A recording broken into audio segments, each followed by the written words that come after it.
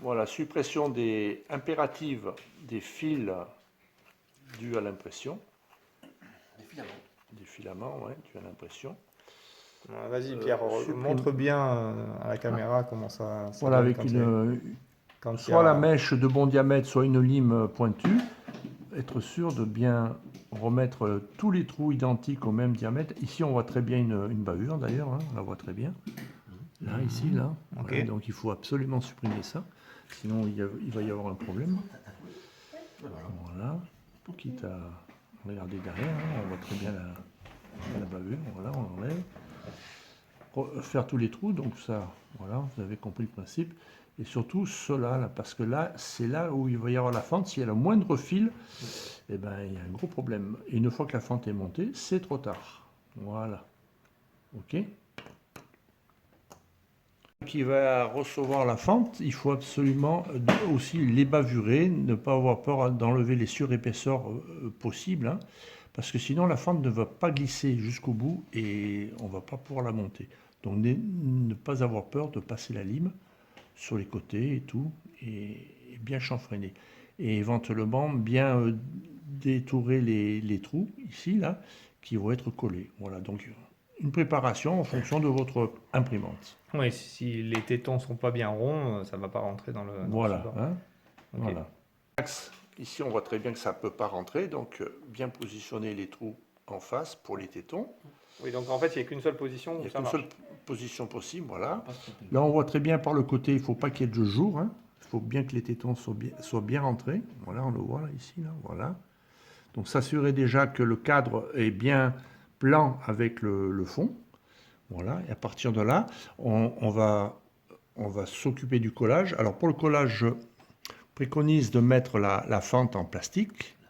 Fente virtuelle. Ici, voilà, pour pouvoir mettre après des pinces à linge de part et d'autre sur la partie ici, là, voilà, ces pinces à linge sont superbes, magnifiques, voilà. À partir de là, on est sûr que tout est bien plaqué, on vérifie quand même. À ce moment-là, on retourne et on va mettre 4 points de colle situés ici, là. Donc les 4 points de colle, on voit les tétons qui sortent ici légèrement. On va mettre les 4 points de colle ici, là, voilà. Hein, Et tu utilises de la cyanolite, c'est ça? voilà, là et là. Un petit peu de cyanolite. Voilà, vraiment une goutte de cyanolite. D'accord. Voilà. Pas avec une lampe de... Non, mise en place d'une goutte de colle, voilà, il n'en faut vraiment pas beaucoup. Sur les quatre trous, là. Je vois même pas ce que je fais, là, mais bon. Parce que... Voilà. Attends, je vois pas. Avec ton doigt, peut-être. Ah, voilà. Et la lumière fut. Voilà. Donc il y a 4 points de colle. On laisse agir. Et quand ça Tu sera l'étales sec, un petit peu? voilà, ben quand ça sera sec, on reviendra. De toute façon, après on passera un petit coup de lime pour enlever le surplus de colle éventuellement, hein, mais au moins on est sûr que ça pénètre bien dans Oui, les... parce qu'il ne faut pas qu'il y ait de surplus, là. Voilà, et voilà, donc là il y a du surplus, on enlèvera la lime à la fin. Voilà. Le séchage est maintenant effectué, on enlève les pinces à linge, voilà.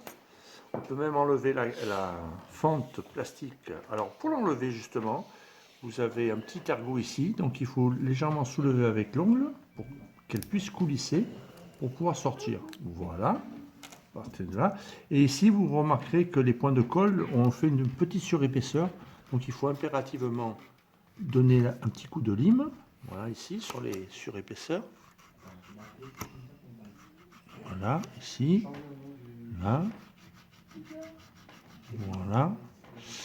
Et comme par la suite on va faire un montage et qu'on va mettre ça dans le spectrographe, il faut absolument qu'il n'y ait aucune poussière. Donc ce que je vous conseille, c'est un petit coup de bombe pour enlever la poussière. Voilà, et la pièce est prête à être montée dans le spectro.